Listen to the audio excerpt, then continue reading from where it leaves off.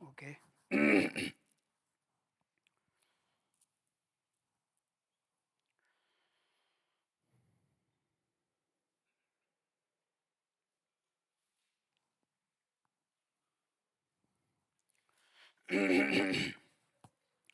Chum den de jiten jambe yang la ye chang ze lo kang ge lo de dim ye tin de ra nye ta ra ya nam da ya ra sa ji nye tin ge ji je zi ge ra ni ge to ga ra le bam zi kang da se be chen ra ya ma re men ta do nga ye chi do cho ye ken la ye pu che ya tar che yen la ye chu cho yang de so Dok tarai ke do nyu mo e nye lo le ke kya do yo don ze chi.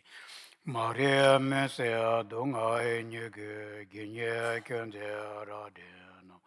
De ne a ta che a sa kyu ang tar son yen de lun zo gya se tu pe.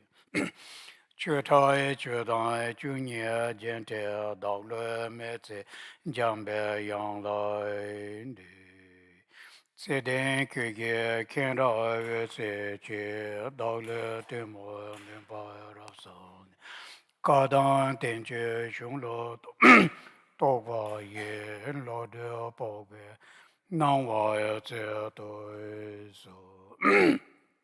Sangye chodang soje chonam la chancho pardo dane kyo so. Da chu she gebe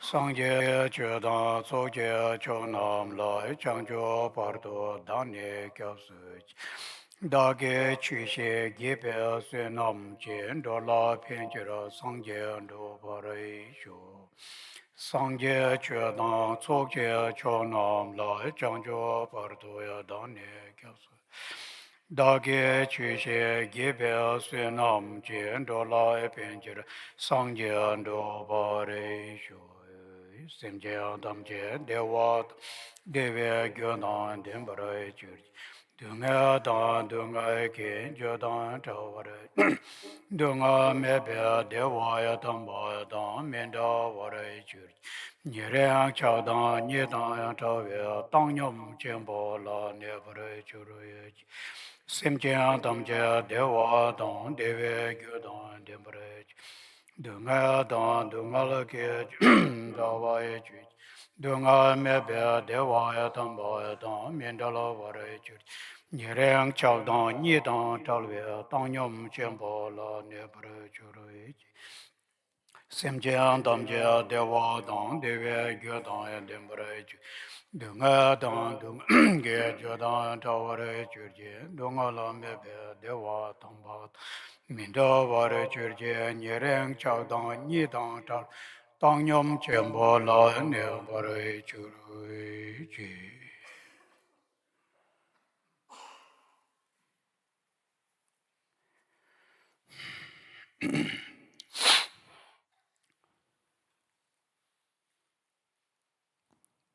Good morning, everyone, and Merry Christmas, actually.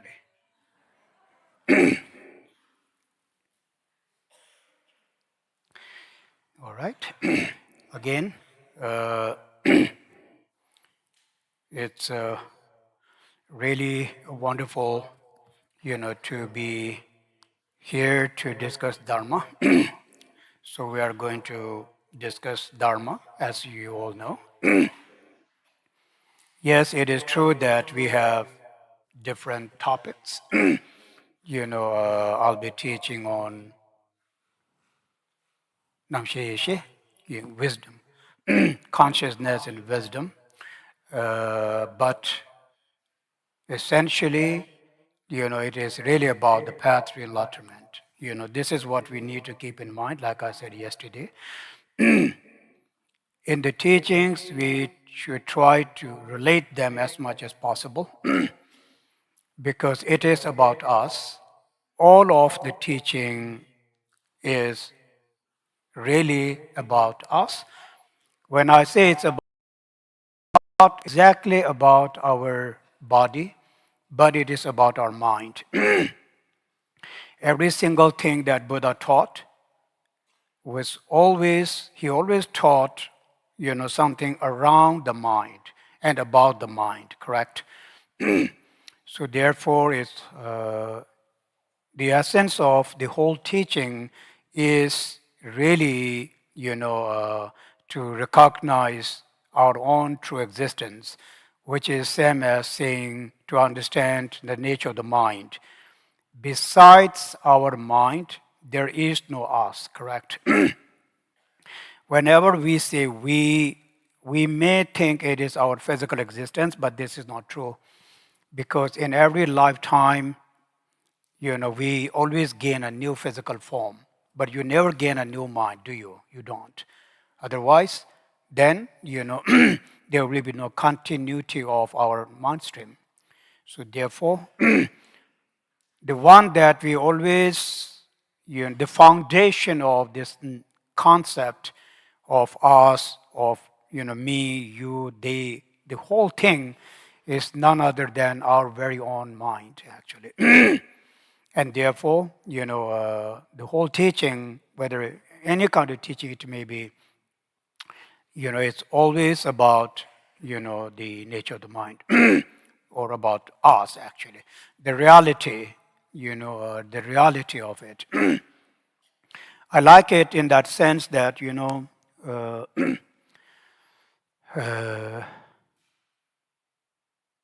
a lot of, let's say, things are there, those are hidden from us. And so we don't see them, even though they are there. They have been all along. For instance, let's say, our own Buddhahood, our own very, true nature, the mind, all that, or emptiness for that matter. It's, been there all along. All along meaning, really all along, actually. All along with our this very deluded mind, all the time. They coexisted from the time immemorial, actually. So what we see as a reality and what actually the reality is, there's a very big difference in that. So from that point of view, I'm thinking it's actually quite simple. All we need to do is that we need to, we need to find out that reality, the absolute reality. That's it. Nothing more, nothing less. That's really it, actually. It's very much like pointing finger to the moon, we call it. Chandrakirti says that, many scholars say Chandrakirti says that. But when you point to the moon, then people interpret that in a very different. They, except for the moon, everything they explain, but they don't explain the moon. So this is how it happens. All the teachings, be it like Madhyamika, be it Prajnaparamita, be it Abhidharma, doesn't matter. They are all pointing out to the same thing, to the reality, correct? Let's see, actual reality, we call absolute reality, but it's the reality. So therefore, every teaching has the same purpose. And there's only and only one purpose. And that purpose is very simple.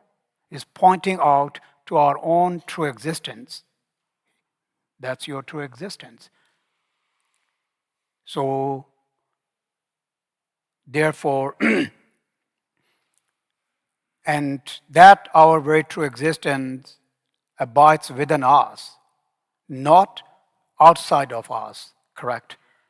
Here we are looking for that existence outside of us. Where are you going to find that, actually? It's impossible. It's within you. Like, all the yogis say that. Milarepa says that. I remember Milarepa's line, but every yogi says that. What are they going to say? It's the same thing they're teaching.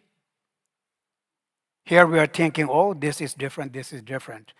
And this is not true. Then there has to be so many Buddhism, Milarepa's Buddhism, Dakpo's Buddhism, this Buddhism, that Buddhism doesn't exist. There are hundreds and thousands of great scholars, realized being. What did they realize? They realized mind, that's it. How can that be different from each other? They can't be. And here we are thinking, oh no, this book is different from that book. Even the Madhyamika says, oh, this is that, this is that. It's just, we get stuck in all these terms and in all this, let's say, conceptual understanding of those things, right? So therefore, anyway, so I'm saying this, we are going to learn about what is mind, what is wisdom, what is Buddhahood, all that. But at the end of the day, it's not only Karmapa who taught it actually, and it's not only Nagarjuna who taught it. Everyone taught it. Every single great scholars, that came out of the great Nalanda Institute. The source of Buddha Dharma in Tibet is Nalanda, as you all know, the ancient Nalanda Institute. Thanks to them, and actually thanks to many of the great Tibetan, brave scholars, I would say, like Marpa, Thumisambota. There have been many who from Tibet walked all the way to India, and then of course all the way from China too. We know, the great Chinese travelers, we call them. Imagine back in time, traveling all the way from China to India. I mean, it is just a miracle that they survived. But many, of course, many died. Anyhow, this is a different thing. So I'm just maybe very grateful to, everyone who made Dharma, available for us. Thanks to them, now Dharma is available for us. We have access to the Dharma. And then yet, here we are, Dharma, we have access to Dharma, opportunity to do these things, and yet we really are so sort of lazy. So,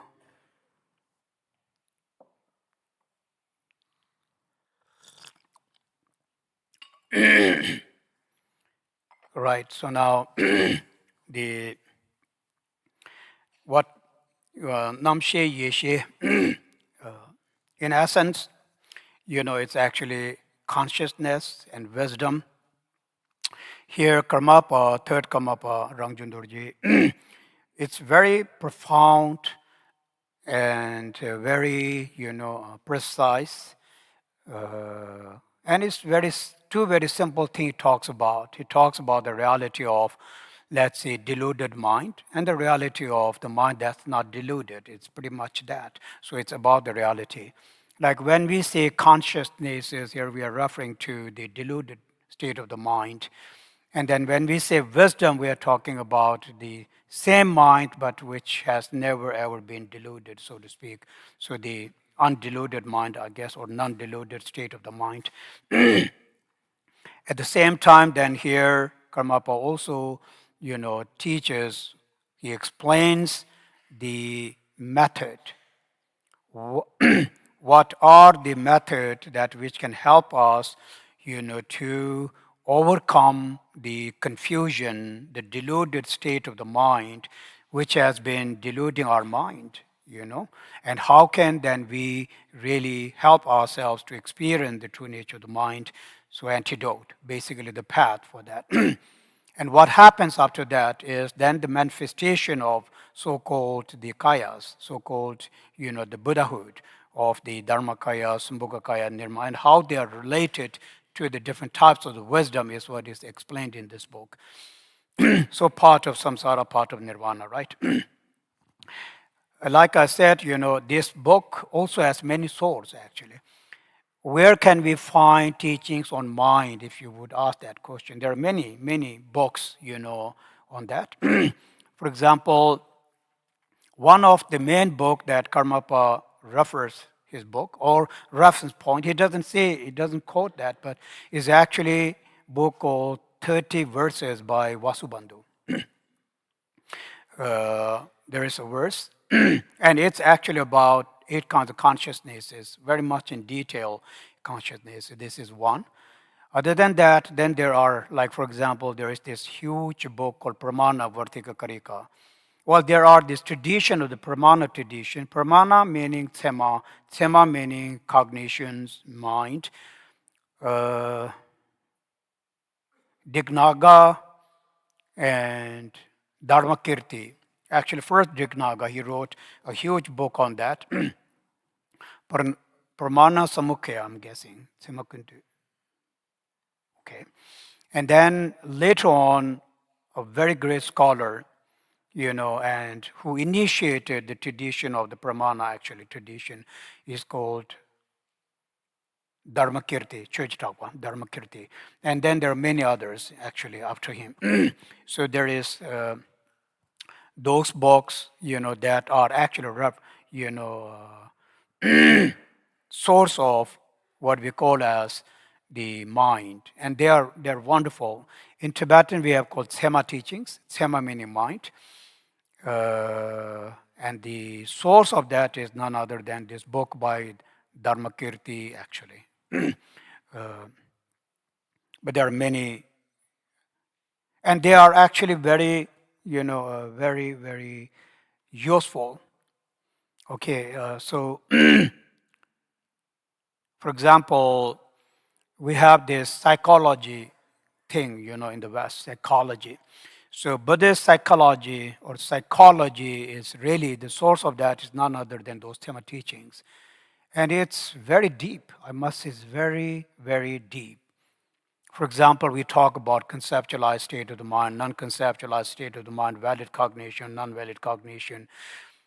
And then, they're so deep. We talk about different types of characteristics of the mind, actually, the cognition, we call it. So anyways, just giving some information, There are some books in English too. I don't remember the names in English because, they keep changing. But I do know there are some books that are actually wonderful. And they, are based on these teachings of these Tema books. I think one of them is called, Psychology in Buddhism or something like this.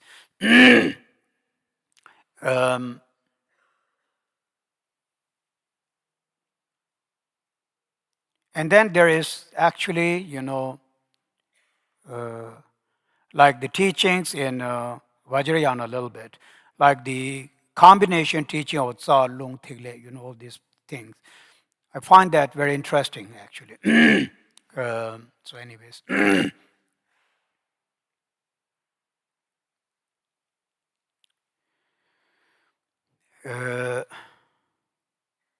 What I'm saying is that, it is about mind, but it is also about, it's more like physiological, right? It's not just only psychology, but it's the physiological, actually. Because, our physical formation also plays a very important role, as well, so to speak. So like in Zamanangden, third Karmapa also talks about, it's not only there like in Kalachakra and in most of the higher Tantrayana teachings, they talk about this, what we in Tibetan we call Tsa and Lung and Tigle. So Tsa basically meaning the channels, Lung meaning the wind, different types of wind, but not the gross wind. Very subtle, invisible winds, energy. They're more of the energy of these actually channels. They're not the physical channel. So then cells, actually, Tigle meaning cells. Cells is again not the physical cell. It's energy, actually, more of the energy, the potential of that, which is more linked to the mind rather than to the body. But yet they are linked to the, anyway, it's going to be a little bit too many things. But I must tell you, I don't know anything about that. I just know this little bit of it's like here and there I hear these things, so I'm just sharing it. But I find it very interesting when we talk about, physiological things, It's very deep, actually. So it's a combination of psychology and physiological things. So it's not, in Buddhism, these teachings are very deeply rooted, actually. It's amazing, so many thousands of years ago, without any of these things that we have, technology or whatsoever, which never existed. These guys, just sitting somewhere in the cave, found out these things. How is actually that even possible when we think of this? Nowadays, we are thinking our life will be nothing without all this technology. To some extent, maybe it is true. We become so dependent to that, We are almost like slaves to this technology. But we made ourselves slave to those technologies. They control us. Again, I'm going somewhere else, but this is the reality of the world. So here, nonetheless, there are all these many sources, for these kind of teachings. So, and then as far as the, like also Sutra Alankara, Sutra Alankara means ornament for Alankara, ornament for Sutra. Ornament for Sutra is one of the 5 treatises by Maitreya. Maitreya, the Bodhisattva Maitreya, who will be the fifth Buddha. Fifth Buddha. He gave these 5 kinds of teachings, call the 5 treatises, to a Sangha. Many of you know that. So one of them is called Sutra Alankara Dodejen, Ornament for Sutra. It's a huge book. It's very much like Dakpatarjin, the Jewel Ornament of Liberation, but more elaborated.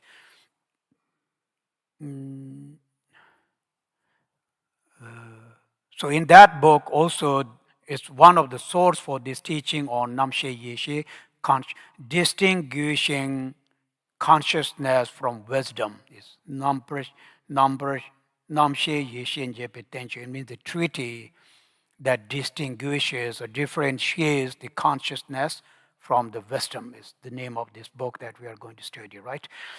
So also in this one chapter in Sutra Alankara, where also he talks about, the transformation, so to speak, of these consciousnesses into the, into the wisdoms and as well as into the kaya. So there is that one particular chapter.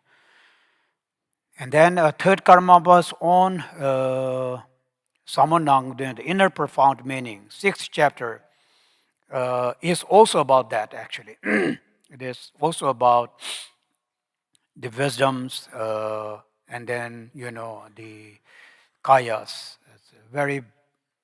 It's a little bit spoken more from the Tantrayana point of view, but nonetheless, it is actually part of. So there are many, other, let's say, sources for that.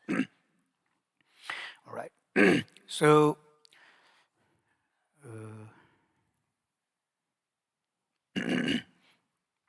Now, in general,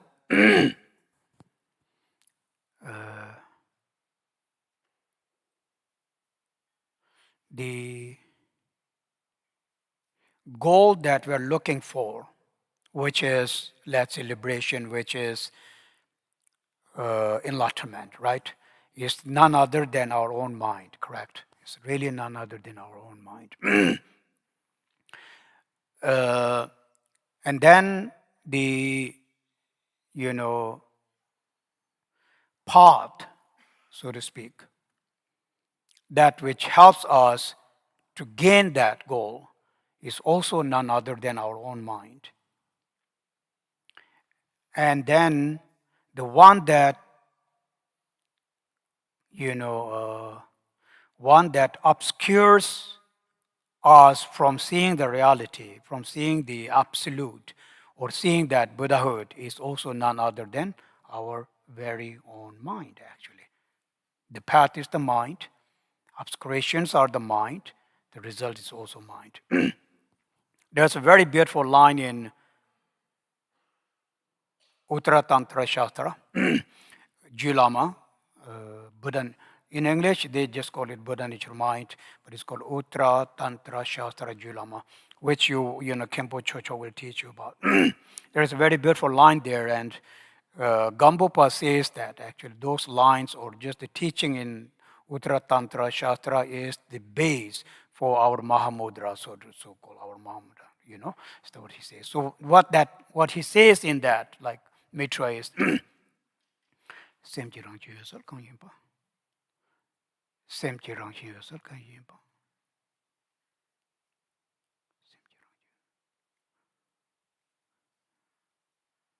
He says that the true nature of the mind, which is, clarity, which is unchanging like the space. And he says that true nature of the mind, the luminous nature of the mind is unchanging nature.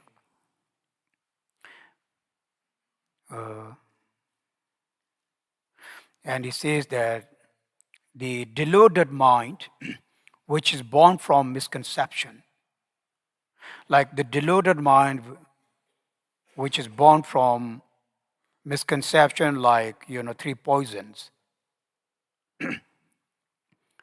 they cannot do anything about it, meaning they cannot at all influence that nature of the mind, luminous nature of the mind, to become, deluded at all. It means it remains always, as it is, without being stained by those obscurations, emotions, within which it is now existing, actually, so to speak. And he describes these emotions and obscurations as, adventitious, meaning temporary. So also in that, there's a line in that, he says that the emotions, the obscurations are temporary. What is not temporary, what is constant, is the true nature, the luminous nature of the mind, so to speak. So this is, there's that very beautiful line, actually.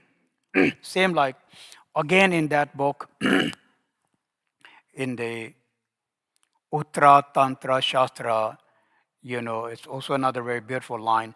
Also, third Karmapa Rangju Dorje, he talks about that in Samanangdan, the inner profound meaning.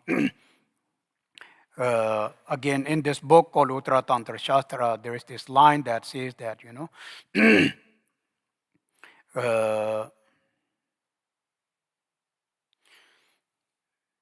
the deluded suchness and the non-deluded suchness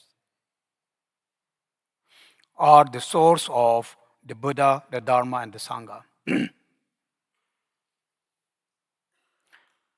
I bow down to this deluded, the non-deluded nature of the mind, from where the three jewels are born, actually. It's a very beautiful line, and they are source of that.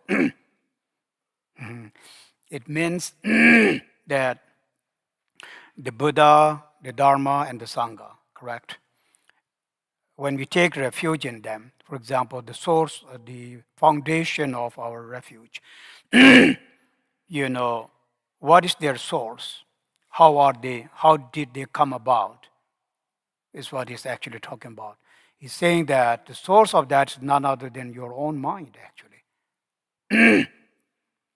The suchness, we call suchness the dharmata, deluded and non-deluded.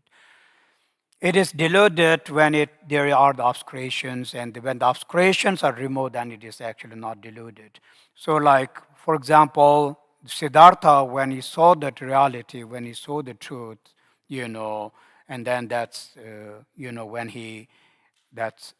when he, let's say, become Buddha. And from there, then the Dharma came about, right? His wisdom, his knowledge is source of that. And because of his teachings, who came about? Sanghas came about. Okay. Buddha,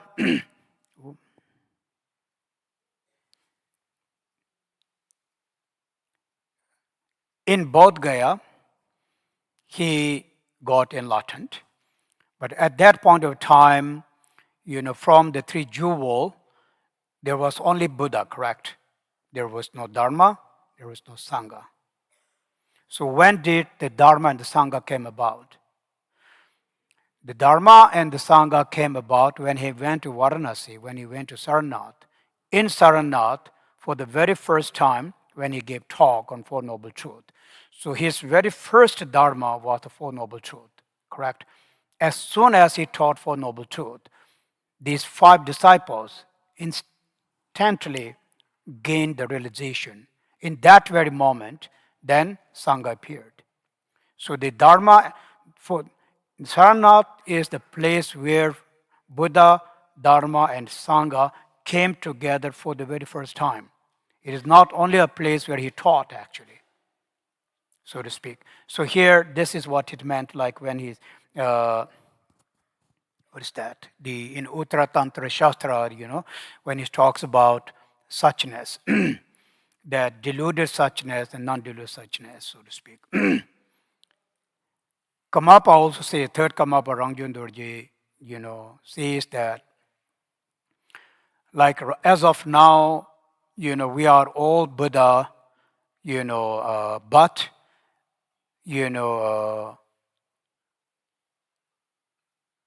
but, deluded, let's put it this way.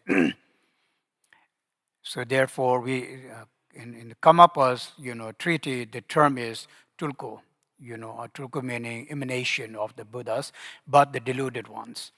So that means us, actually, because our mind is deluded at the present time. And for example, Buddha himself, the Nirmanakaya is a Nirmanakaya, but a Nirmanakaya whose mind is not deluded at all. It's just a matter of time, actually. It's a matter of time, other than that. So these are all, let's say, the like I said earlier on, that source of the teachings on actual reality. Here again, you can see he's talking about reality. Everywhere you see it's about the reality. What is the relative and the ultimate and the absolute, so to speak, and the, let's say, how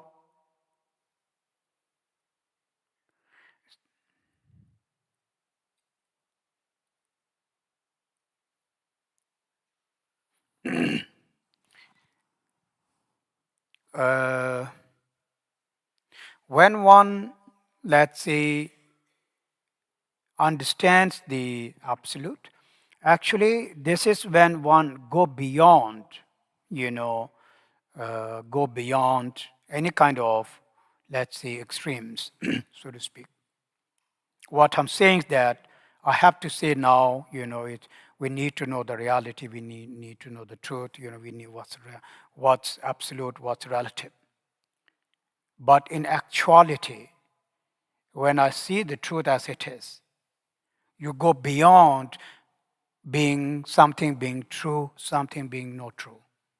This is the essence of it. This is why there is no attachment, correct? Otherwise, if there is an absolute, there will be attachment still. There will be craving still. Non-dual, non-dual. Non-dual meaning it's a state of an emptiness, you can see, but the word emptiness is misinterpreted, it's always misunderstood. So I am a little bit skeptical in using that word called emptiness. I myself, it's the word emptiness. Because I'm feeling that we sort of misinterpret the meaning of that. We interpret it as it is, as it sounds like empty of something. But it doesn't mean that, actually. It has the sense of going beyond all this dualistic, dualism, actually. But again, the notion of dualism, not the notion, but the meaning of going beyond dualism is mystical, correct, in a way, so to speak. Because we even see that from the dualistic point of view. So we're always stuck. I'm saying go beyond dualism. And you are going beyond dualism with dualism. It doesn't work. Am I clear actually, or I'm just being not very clear? No, really, I'm just trying to say something, a simple thing that.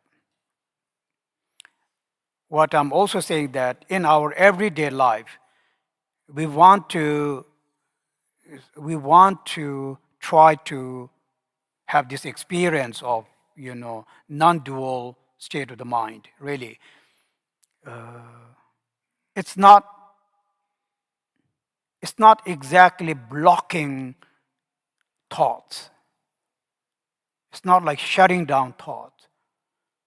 It's actually rising above everything. Correct. I truly feel that it's actually very helpful, really, because our mind. We live in such a world where the mind is very, very. It's like extremely extreme. It's extreme. Let's say it's very, very extreme. Our minds are very extreme. We're not doing that on purpose, but that is the demand of the time we are living in, the demand of the time. Everything's so fast paced, Life is so fast paced, so to speak. So, because of that, this is okay, why I was thinking that what can help us to have some kind of peace, some kind of calm. It's very important that we did that from time to time. Don't think in terms of realization or some kind. You don't always, have to think about realization or Buddhahood. Just think in terms of, having some really, a very calm, peaceful state of the mind from time to time. We want to sort of, sort of reduce the intensity of our extreme mind, is what I'm saying. So, therefore, when we sit in meditation, and especially in this meditation of non dual, this is a state where it's very much like a very deep sleep, I'm thinking, in a very, very deep sleep. A sleep where there is no dreams at all, very deep sleep. Likewise, in this meditation, let's say it's like where one tries to, remain and abide in that non-dual state. The thing is, you do not want to do anything about it. Again, I'm being a little bit vague, but actually it has to be vague because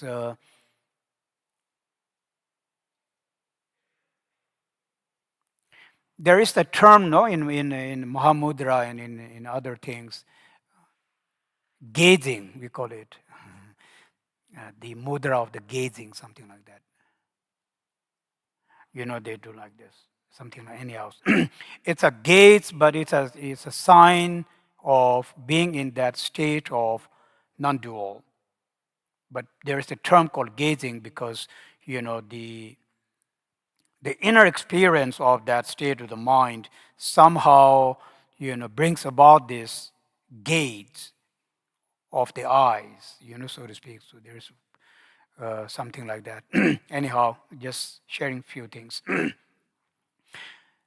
Well, in general, we need to do whatever we can use in terms of Dharma, to help ourselves, to work with our mind, actually.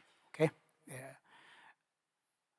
There are always something that you can use, to help yourself.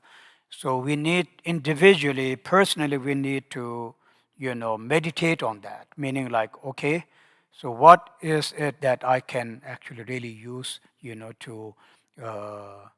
use to benefit or use to, help myself in this situation, whichever situation you may be. There always is something. If you look I think you will always find something there, But if you don't look, of course, you will not find it. So those are some general things. And now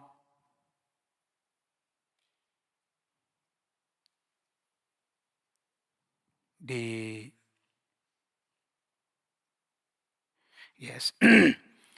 I was thinking that since we have 7 days, including today, right? So I thought that I will tell the life story of third Karmapa, in parts, so that I can tell you a little bit more in detail. And I was also thinking that I would like to, I would like to use like 40 minutes or something like that, or maybe a little bit less, to explain meditation actually, because we have lots of time to go through the text. So I thought maybe it's useful to share a little bit. We'll also be talking a little bit about the meditation, uh, and then of course Karmapa, and then we'll also go through the book itself as well.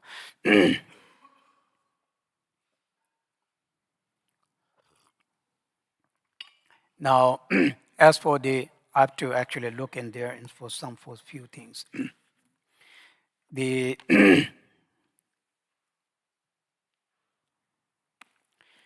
uh, third Karmapa Rangjung Dorje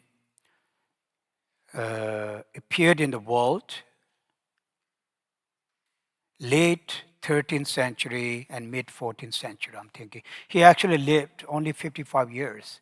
Most of the Karmapa lived a very short life, actually. Most of the Karmapa did not live more than 60 years or something like that. The only Karmapa that lived very long was actually Tisum Chenpa, anyways, so here, before going into the Karmapa Rangjung Dorje's part, we have to, so when Karmapakshi, when he was about to pass away, his students, asked him actually about his future activities. And this is when Karmapakshi, tells them that there will be different emanations of his in the different universes before he passes away. He says that one of my emanation will go to Tushita realm, and all those who has karmic connection to Karmapa, meaning Karmapakshi,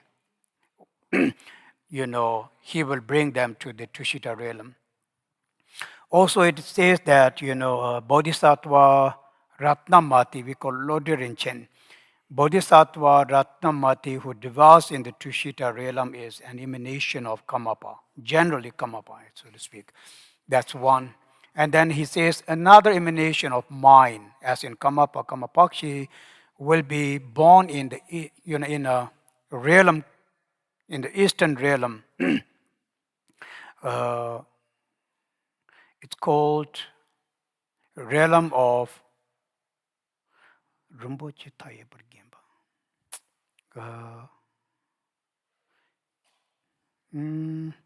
The name of the realm is ordained with various kinds of jewels, so to speak. He says, in that realm, Karmapa will appear as a Chakravarti king by the name of Pema Namro. Pema Namro, actually. And he says, anyone who is linked with him, he would bring him there. And then he says that another emanation of his, meaning Karmapakshi, will be born in the eastern continent, in our own, we call Shar Lupapo, in the eastern continent. And then he, of course, will then, anyone, whoever is linked with him, he will then, they will be born there.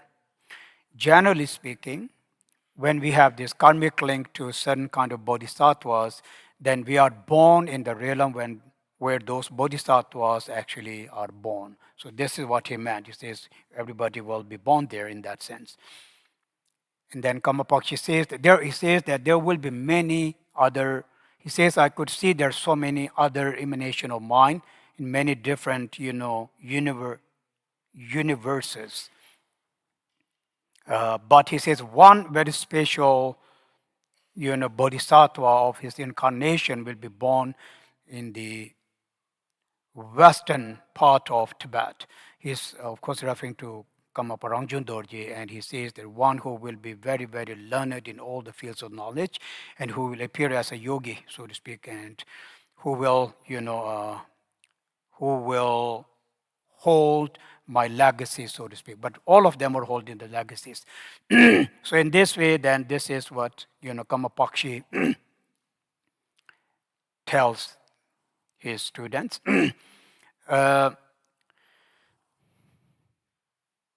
Many of the, in the life story of Rangjung Dorje, and not just Rangjung Dorje actually, many of the Karmapas, it's really almost everything happens in the, pure vision. It's so amazing. So therefore, it's very difficult to remember because there are thousands of things, happening. So it's very hard to remember. Anyway, so now coming back to this. It is said that Karmapakshi, as soon as he passed away, he, without realizing, was in the realm of the Tushita realm, for 8 days. All the, let's say, gods and goddesses,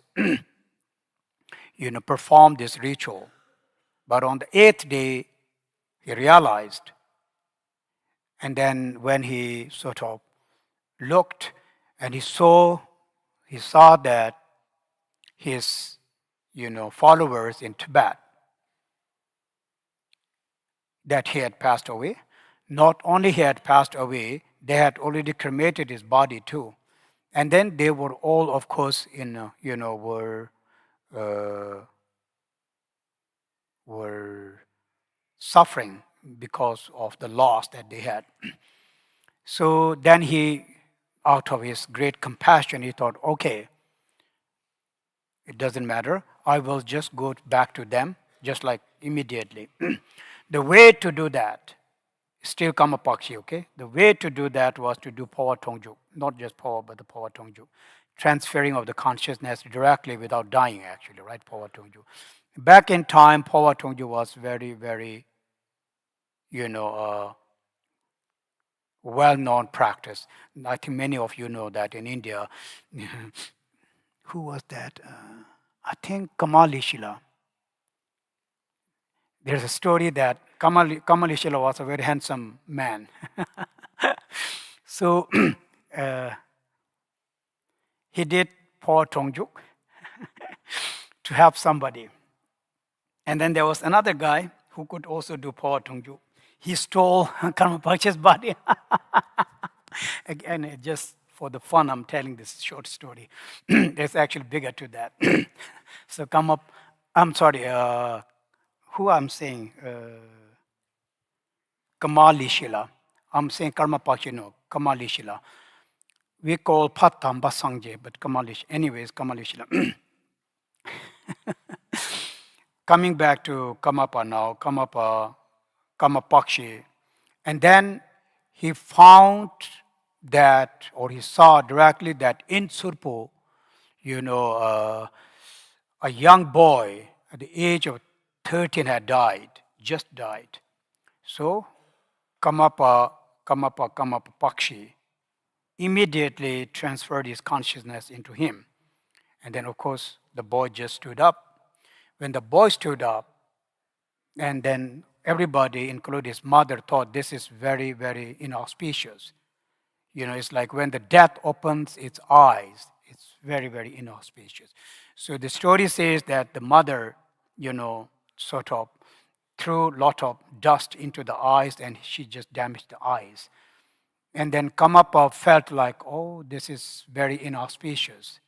And he says that Karmapakshi saw that how deluded the sentient beings are in this degenerated time.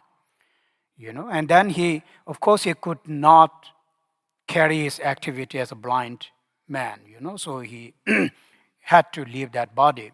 And then he looked for many others.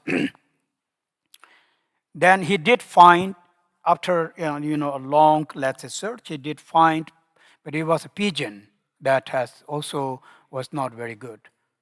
And then it says that he, if I remember correctly, so it's a very story. So I may miss here and there a few things, okay? And then come up a sort of thought, oh, this is sad, but yet it is not, sentient beings do not have the good karma, for my activity. And it is, now maybe not the time for me to go into the world and, do my activity, but rather remain in, meditative state of the, Dharma Dhatu. So he decided to do that. He decided not to come to the world, is what the story says. In that very moment, again, same karma pakshi, okay?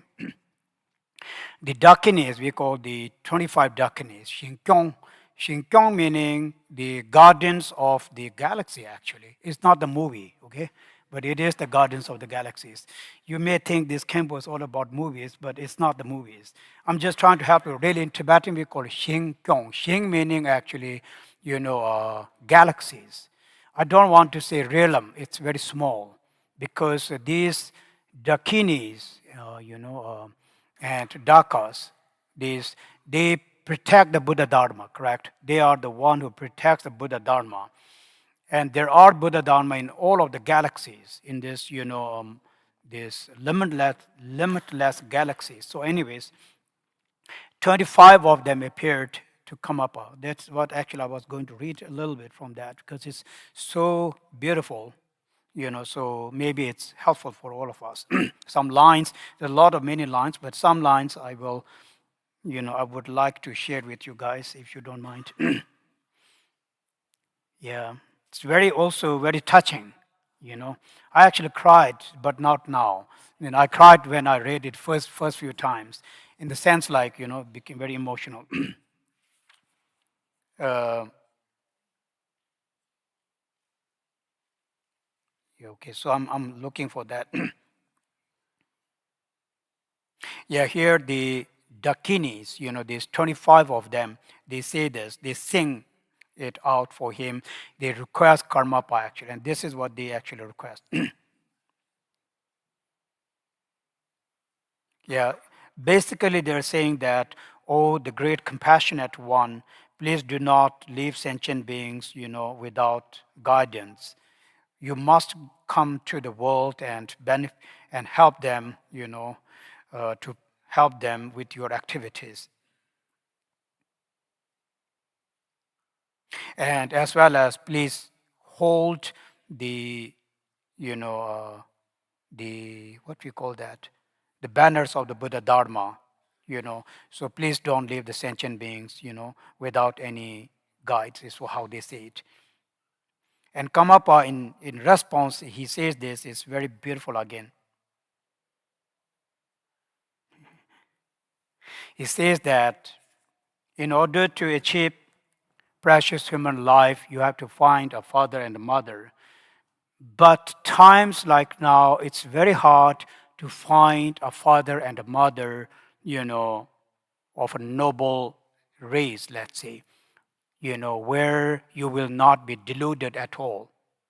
And at the same time here, he says that it's not only it's that he says it's not that I don't have compassion. I have compassion, yes. But at the same time, he says that sentient beings actually in general, uh,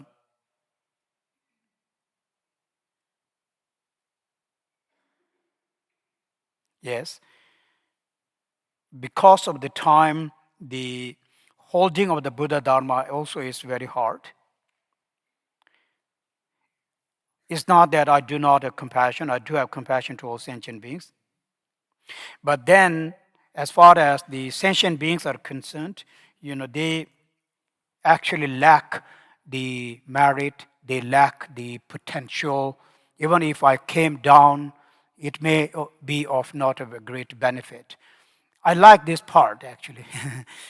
I guess I like, and anyway, so, and to some extent it is also very true, so this is, he said, this is why. But nonetheless, they don't give up, these dakinis, they actually don't give up. So there's another line that they request him again. uh, uh, let me see.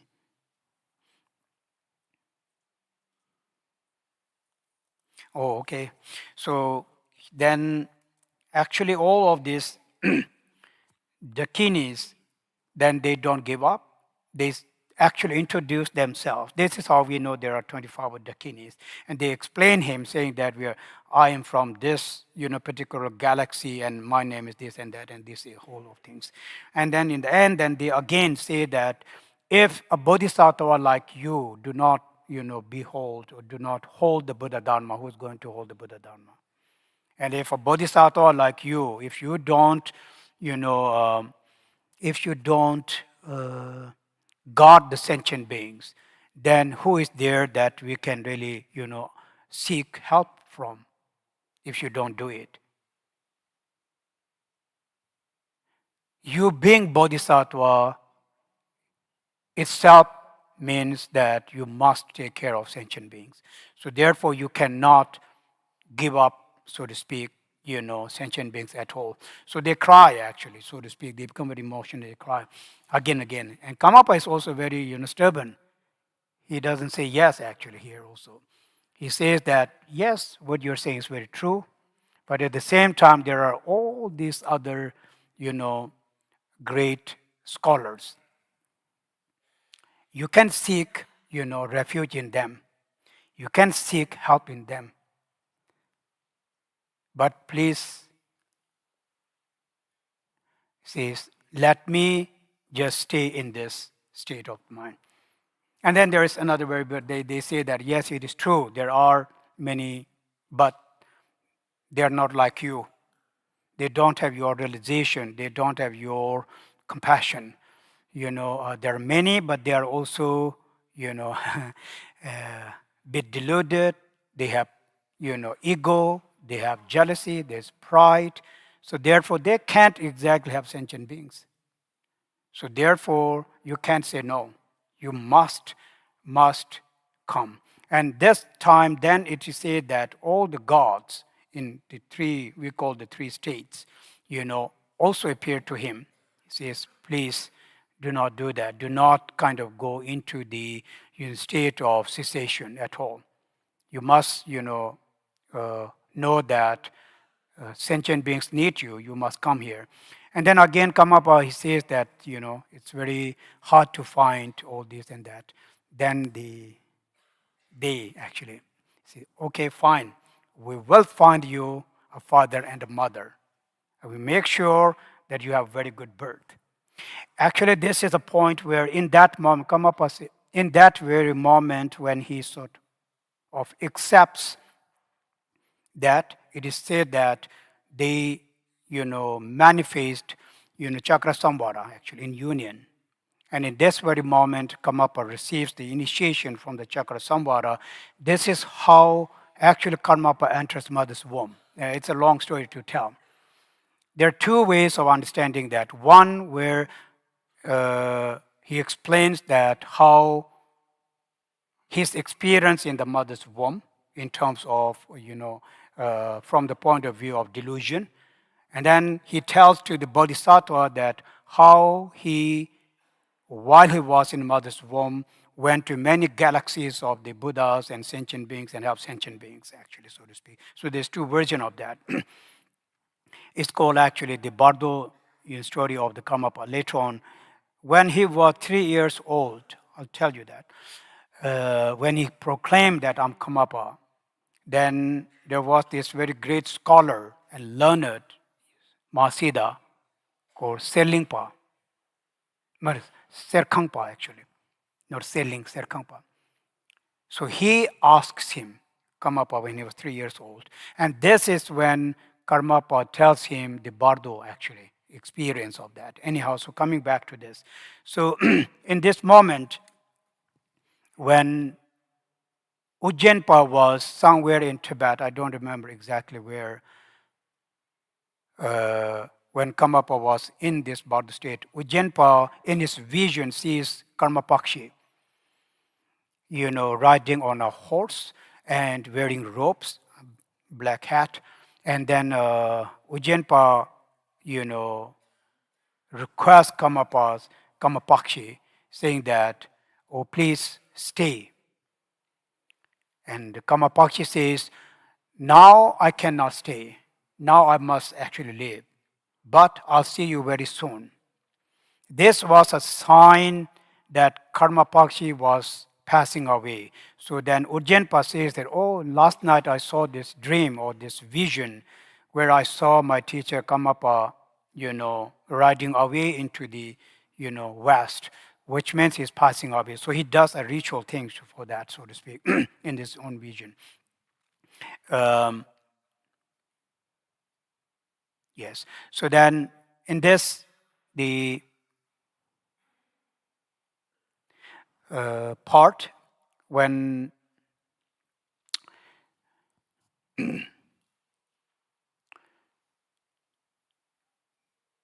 yes, when so Karmapa, then eventually, well, his, father's name is uh, Chupel Yeshe, and mother's name was, Yangden, Yangden, Chupel Yeshe, and Yangden. Father actually was also a yogi. When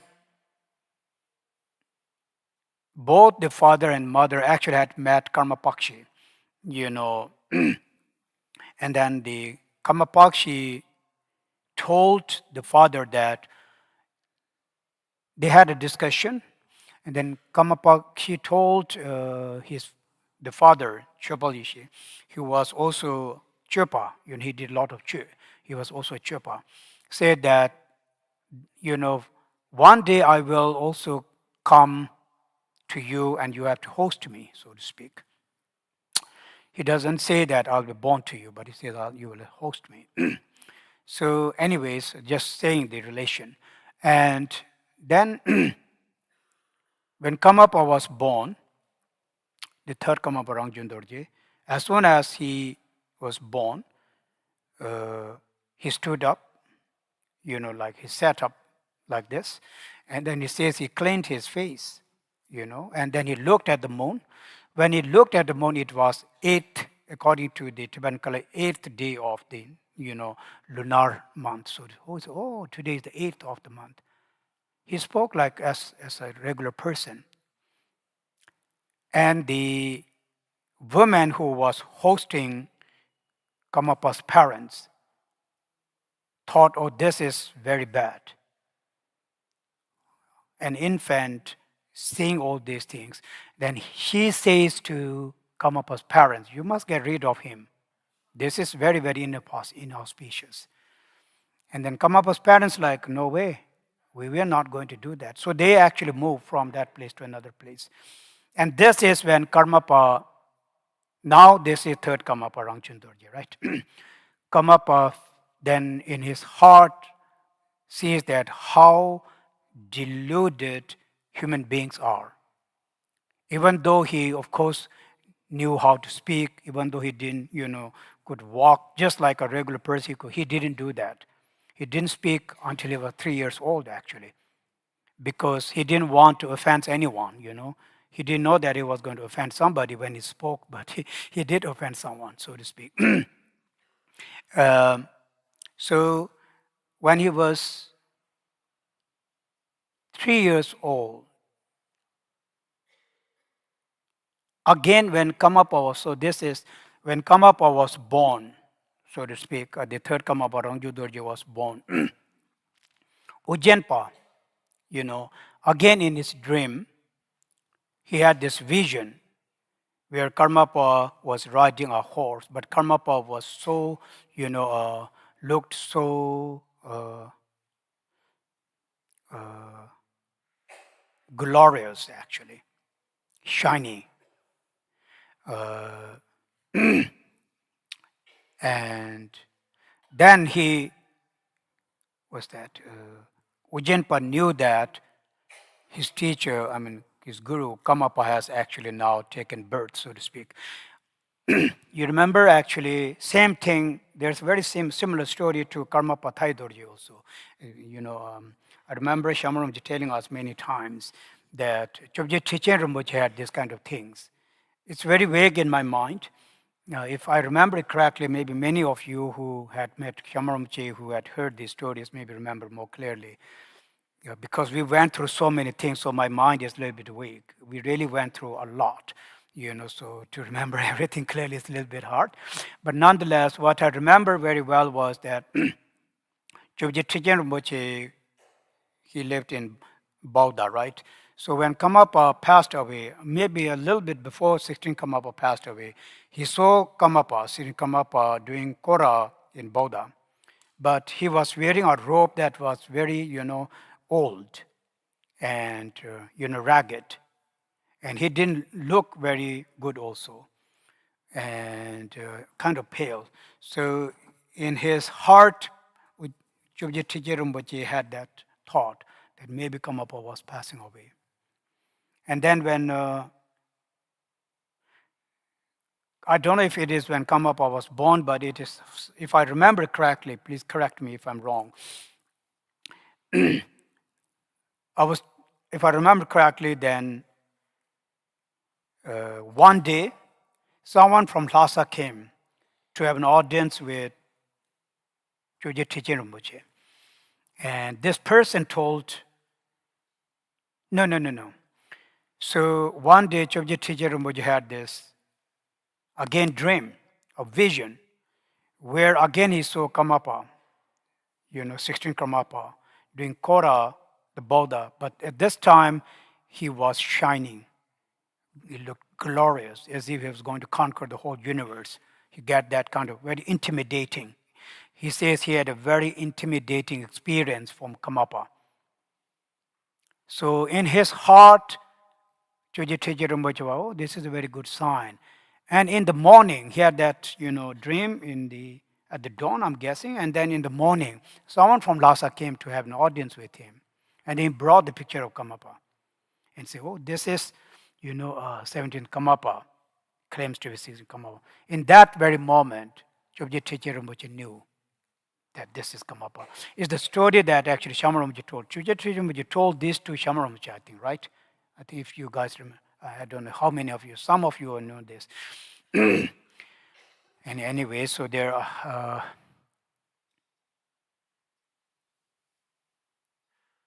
yes, so it's very similar actually with that regard. And also, there is also very similar with the regard of the Karmapa's birth also, right? The Karmapa, 17th Karmapa's birth, as far as I remember. That when he was born, Karmapa Thai Dorje, he was wrapped in a balloon, is how we say. I don't know how we take it, but this is what I heard, because I did not see it, but what I heard. His mother actually told the story. So he was wrapped in something that looked like a balloon. I guess, I don't get this, was a balloon. Even the doctor said that. Anyway, so these things happens with these kind of great yogis. It's not necessary that every yogi experience that, but yes. So it's a little bit similar to that, to these things, the vision and all these things. So yes, when Karmapa, third Karmapa, I have to go back to third Karmapa, right? When third Karmapa Rangjung Dorje was 3 years old, when he was playing with kids of his age, then he said, okay, you have to make a throne for me. So again, they put up some stones. And then they made a replica. He said, you have to make a hat for me, a replica of black hat, something like that. So they made it. I don't know how they made it, but this is what story says. So he sat on that stone, and he wore that black hat. And then he gave this teaching called Kusum Ngotu, meaning introduction of the three kayas. Kama Pakshi gave that pecha to Ujjinpa. Actually, Kama Pakshi gave black hat and Kusum Ngotu, meaning the book on introduction of three kayas to come up to Ujjinpa. So this was one of the main practice. And then when third Karmapa, when he was this 3-year-old, he sat on the throne, and then he taught these kids that book. And Karmapa says that, oh, I still remember everything as it is. So nothing is deluded in me at all, so to speak. There's a very beautiful line, actually, it's here that Karmapa says that, you know, that he says to the kid, but I'm guessing he's saying to everybody, uh, this is the first, let's say, teaching sentences that he actually uttered, right? You know, the Kusumoto. And then he says that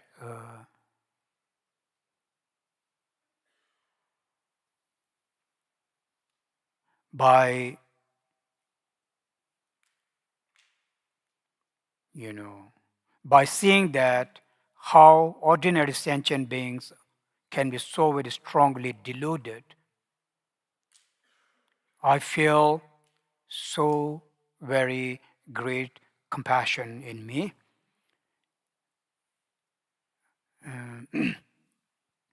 Here I am giving you direct introduction into the true nature of your mind, and yet you have no clue what actually I'm saying. This is the extent of the delusion that sentient beings have. And this is why I can have only and only great compassion to sentient beings all the time. The first word is something like this that he actually spoke there. um,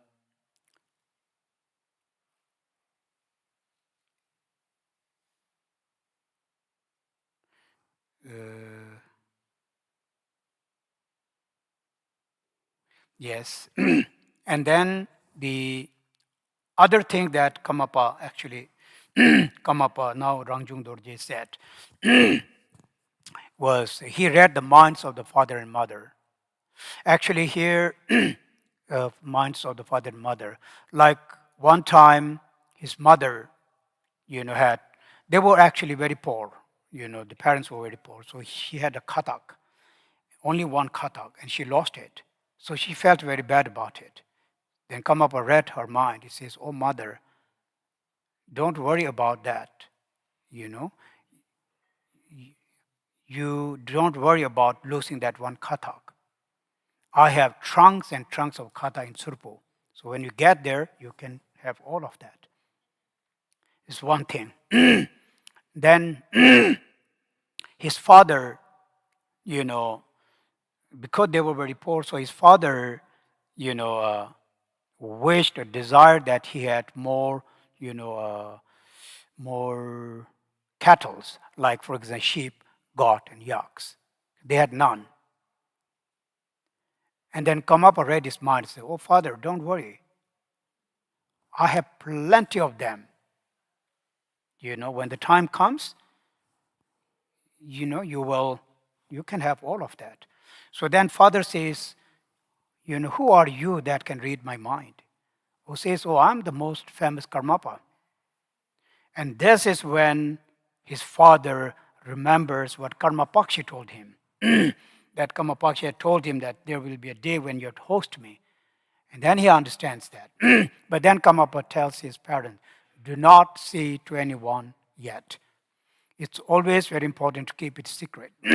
Also, Karmapa was told by one of his teachers that there was a time when Karmapa would sort of, you know, read the mind and say many things, predict many things. So you do not want to do that because sentient beings are very,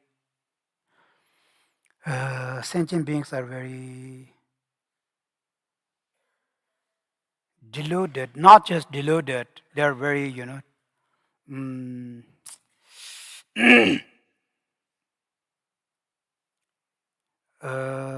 they're deluded, yes, but sentient beings are very, you know, tricky. No, sentient beings are very sensitive, so to speak, sensitive. So you don't want to say a lot of sensitive things to others. And this is when not just one the Karmapa, only the third Karmapa, but many of the Karmapa at one point are okay, so I'll just be a regular person. Even though they are not regular person, they need to appear as a regular person. because this is the only way to help us, right? They appear like us, they speak like us, they walk, talk like us, but they are nothing like us, actually. We must know that. We must not compare ourselves to them. Anyway, so here he says that. So then father becomes very happy. And then they move to another place, to another village.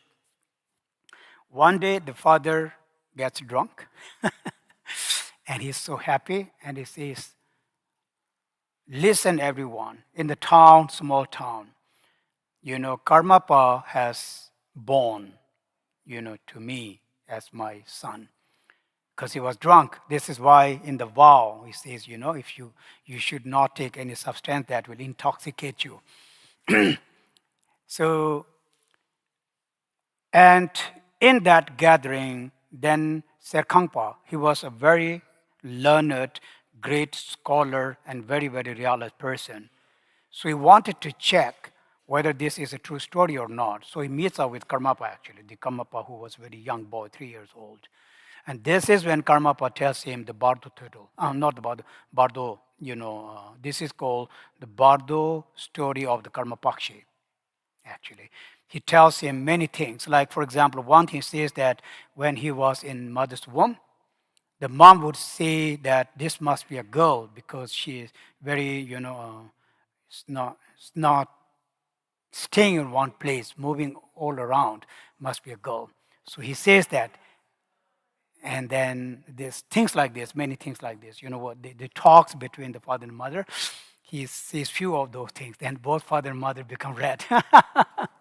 So anyhow, there are many. And also there's very beautiful things that he sings. The whole Bardo is in another book. Actually, it's another book. I don't remember all of that. Like from the ordinary point of view, he talks about, difficulties that,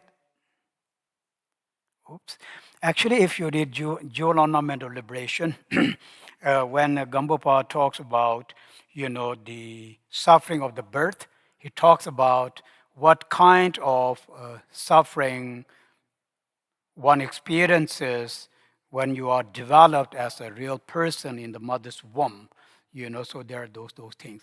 The Karmapa actually says that, how he felt when mother drank hot water, cold water, and when they jumped around, all these things. There's very, very, very beautiful things. So, and then at the same time, he talks about, like I said earlier, that how he traveled through all these pure galaxies, or the pure realms, to the. It's sad, that that we are not able to have this, let's say, the pure vision, or not able to really understand the reality of that. So anyways, otherwise then this thing that we say, like Dharmakaya, Sambhogakaya, Nirma, these are very, very exotic terms, Sambhogakaya, things like. In reality, I'm thinking it means that. It means, that with a pure mind, with a pure view, you see things in a more positive and pure way, right? But with more diluted mind, you see that in a more diluted manner. That's actually very much. It's not the object itself. The object's got nothing to do with it. The object is neither pure nor impure. But it is our own way of looking at it. It's our own way how we perceive that, right? Like, how you perceive it with this, let's say, pure vision, with a pure view, then there's a pure appearance, and with this diluted view, there's a diluted view, so to speak. But it's the same object. Object is neither, actually. I find that interesting in the sense like how mind, when my mind is clouded, everything around you is clouded. This we actually know, right, for a fact. A day, we call it, what do you call that? We call it, mood swings. you become grumpy, mood swings, and you don't want to talk, long face, things like this. And the next day, you wake up, you have very good night's sleep, you wake up, everything's wonderful, everything, you are glowing, hi, hello, Tashidili, all that stuff. You know, it's not exact same thing, but then it's not really the mood change, but I'm giving an example like this. Earlier, due to many things, because of the physical, you know, hormones, mental, clouds, they come together, and then, we become grumpy, we become, angry, we become this very emotional, I guess, person or something like that, because of the circumstances. And when the circumstances change, when there is this more positive hormones, so to speak, and then when there's positive things, when they come together, all together, there is another, experience things like this. I'm just trying to say that our mind, oops, our mind is very vulnerable, right? You can see that it's so vulnerable. We are like kid. We easily become happy. We easily become sad. We are easily manipulated by our emotions, just like that. That's what Shantideva says, that sentient beings are so vulnerable. Actually, our body is also very vulnerable, and our mind is extremely vulnerable to the conditions. We are easily pleased. We are easily, dissatisfied. All the very easy to please, very easy to make sad, I guess, emotion-wise. This. So anyway, this is why then we have all these, different things that we experience. But here is slightly different in terms of, the the experiencing of, let's say, Tangnang meaning pure view, right? In Tibetan we call Tangnang, many of you know that. Tak meaning Nawa, Takpa meaning pure, Nawa meaning appearance, pure experience actually.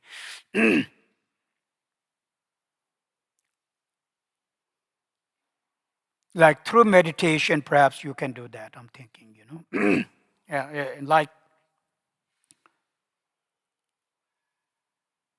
when there is a state of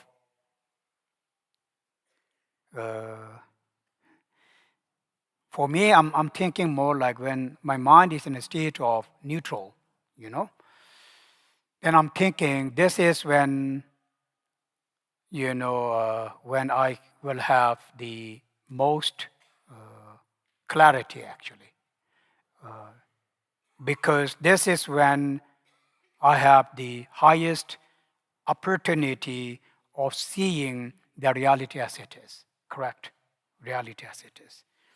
When my mind is going through so much emotions, then the possibility, the opportunity of seeing the nature of the mind is, not high at all. It's not actually possible. So my mind needs to be in a very calm state of the mind. So when my mind is in a very calm state of the mind, when it is not at all influenced by any of the obscurations whatsoever, so when it is in that very state, and then when we try to see the reality, there is a very good chance of the glimpses of the reality, correct, in that very moment, simply because because of absence of you know emotions or obscurations, let's say obscuration, things like this. Anyways, there are different things how you can do that. So yes,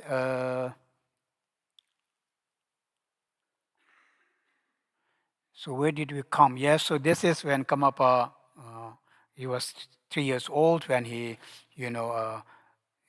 tells the story about his actually Bardo thing and his birth.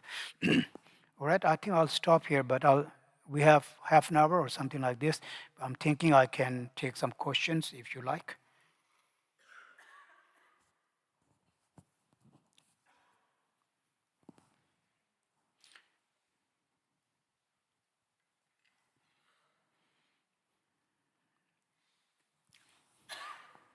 Khenpo. Khenpola. I would like to ask you to explain us what you mean by dharmata. What is the Tibetan word for this term, and what it exactly means, and what would be the difference if there is any common point with, for instance, Dharmakaya, or maybe it's... Anyway, can you give us an explanation of this term, please? Thank you. The dharmata actually meaning truth. In Tibetan, it's suchness. The word that in English is called suchness. I don't know what that really meant, but it is called suchness, meaning the truth. This is from the point of view of absolute truth. Absolute truth, emptiness, dharmakaya, dharmata, dharmadhatu are all synonymous.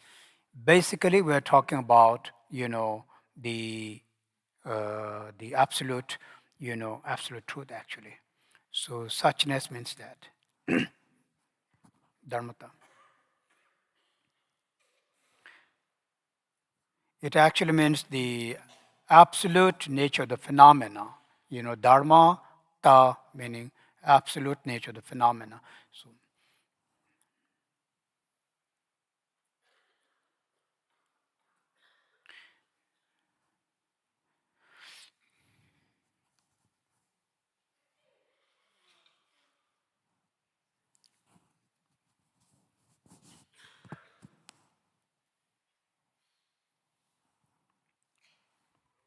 Hello. You told that one of the Karmapas was given a direct introduction to the nature of mind to the students. Can you tell, please, more about this? Because as I know, nowadays Karmapas do not give such kind of transmission. okay. But, okay, I don't really agree with you when you say that Karmapa don't give such teaching actually. It's not exactly right. Like I said earlier, every Dharma teaching is teaching on nature of the mind, so to speak. In this case, when it is said that this very, teaching that he gave is called Kusum Ngote, that means introduction into the three kayas. So he read it out for these, boys. This is why it's very direct, teachings. Uh, Sometimes, you know, due to the, in my understanding that, you know, it is not that everyone can really have that kind of teaching also, correct? So therefore, as far as the Buddhas and Bodhisattvas are concerned, they teach teaching, based on the capability of the student, let's put it this way. So therefore, like Buddha, he also gave many different types of teachings, not just one kind. He taught about Four Noble Truth, he taught about emptiness, he taught about lots of things in his, he taught various of things.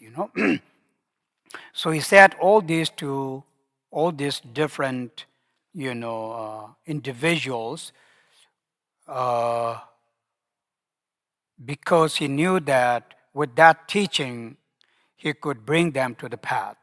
It was it's called maturing the mind of the sentient being. We call it minpa.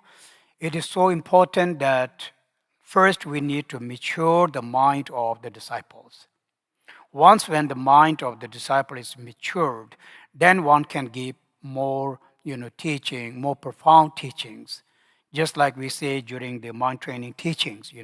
So because as of now our mind is very, you know, is very immature from that point of view. So therefore, first thing that need to do is to mature our mind. Like the example we give in the teachings is like, it's an example of, a skin of an animal, a leather that is very, very hard. So if you want to make a shoe out of that, first thing you need to do is that you need to soak it in the water for a long time so that it becomes flexible. When it becomes flexible, then you can do whatever you want with it. Otherwise, you can't.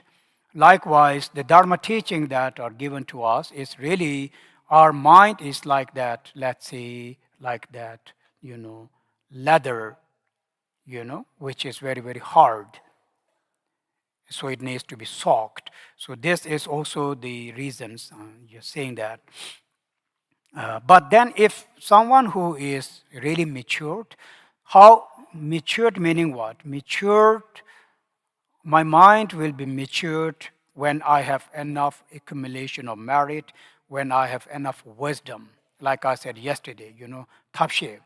When there is enough great compassion, when there is enough great renunciation, when there is enough great merit. These three things are must. I must say that, really. So when there are those qualities of the renunciation, of the great compassion, and of course the merit, when these things comes together, this is what matures our mind, prepares our mind, for the path, prepares our mind for those higher, realizations and insight. So this is when we then will definitely experience insight into the reality. But if my mind is not matured enough with these qualities of the renunciation, of the bodhicitta, and of the merit, then first thing I need to do is that I need to, gather them actually. I need to work on compassion. I need to work on renunciation, and I really, really need to work on accumulation of merit. It's so very important. Without that ground, even if someone gave you the highest Vajrayana empowerment, it won't help actually, except for the blessing, the blessing of that. That's it. But in reality, if your mind is matured, somebody's mind is matured, the whole initiation was only a condition to mature now you have your mind is matured, and now with that empowerment, your mind, that which matured, actually manifests, translates into the realization with the help of that empowerment. Right? It's actually. So does that happen to us? It doesn't at all. We just slip through the empowerment, or we just receive empowerment, talking here, talking there, looking at the phone, just doing stuff that we should not do, things like this. Again, I'm saying, I'm being very, very honest. I'm not actually offending anyone. I'm not saying this to one particular person. I'm actually speaking to myself also. So I'm very stupid. I'm here, but I'm doing those other things that I should not be doing. So how do you expect to have any kind of result actually? Here is the Lama doing his best, and here I am, doing which I should not be doing, whether it is in any kind. So anyway, going back to that, so yes, it depends really. When we say, okay, another thing is that we do not need to be taught kusum ngote all the time in order to introduce the mind, okay? Sometimes there is just sign, mudra. Through the mudra, the mind is introduced, correct? There is no teaching, there is no verbal teaching. There's just an eye contact. Through the eye contact, realization is born. Through this mudra, this is what we hear, and it is very true. It's all conditioned, like I said yesterday.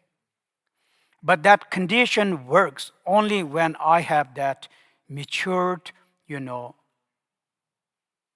mind with all those qualities of the renunciation, of the bodhicitta, of the merit. Please know that. This is why it's so important to do the Ngwendo. Every Dharma practice counts. Every Dharma practice really counts from that point of view. You never know when, how, where your realization will click. You know, just the sound of something can help you do that. In some cases, it's just a sound, correct? There's no appearance of any Buddha or Bodhisattva or Yidam, just a sound. So I need to ready myself. I need to really have to prepare myself. So we have to do that. That's preliminary thing. The foundation is built. When the foundation is built, then yes. So yes.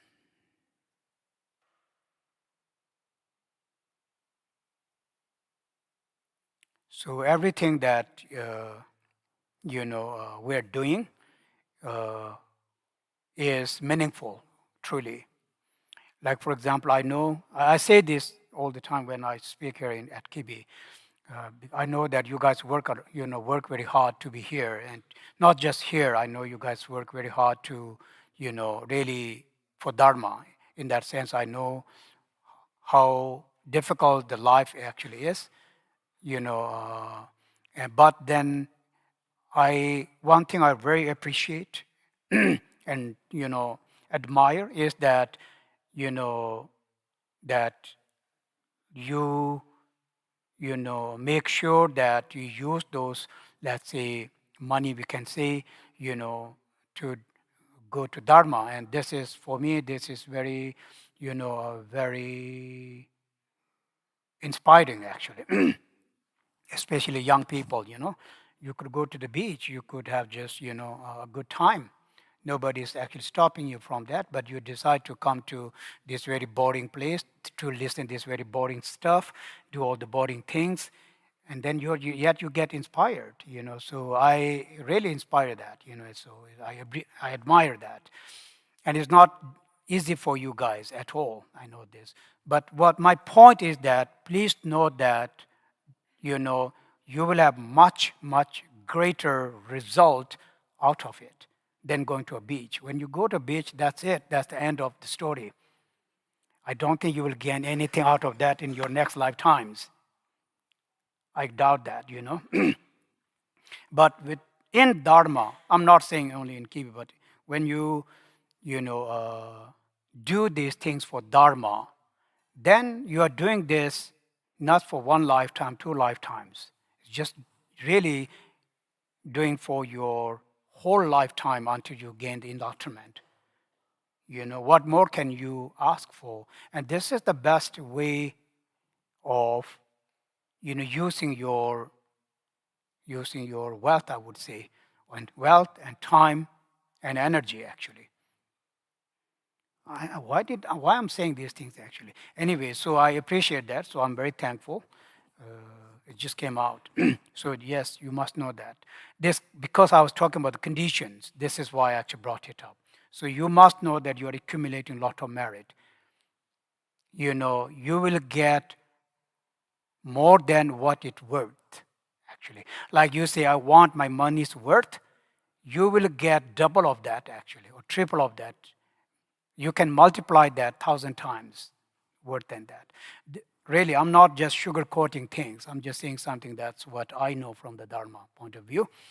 So I believe in that. I trust in that. This is why I'm saying this. So it's just my point of view. I'm not saying that you have to trust in that, but I do trust in that.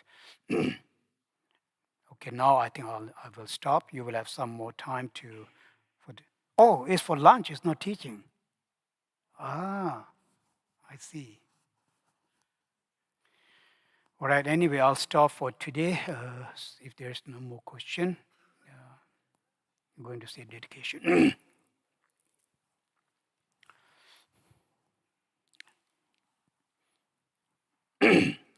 Senam dia tam che ziba nye to na ye nye pe da na ya pam che che ga ya na che ba la ye tu ba ye se be an so le an do wa re sho Gewan diye kiwo yukun senam yeshe tsozon. Senam yeshe le chungwa tamba yukunye tobare shoy. Minjuro lombo kuya tashi sho. Yanla yu tukcho sungge tashi sho. Tadala time tukche tashi sho. Gyalwe kusong tukche tashi sho. Changcho semcho rimbo che ma che pa na che churu chi ke pa nyam pa me pa tang kong ne kong to pelwa re shu.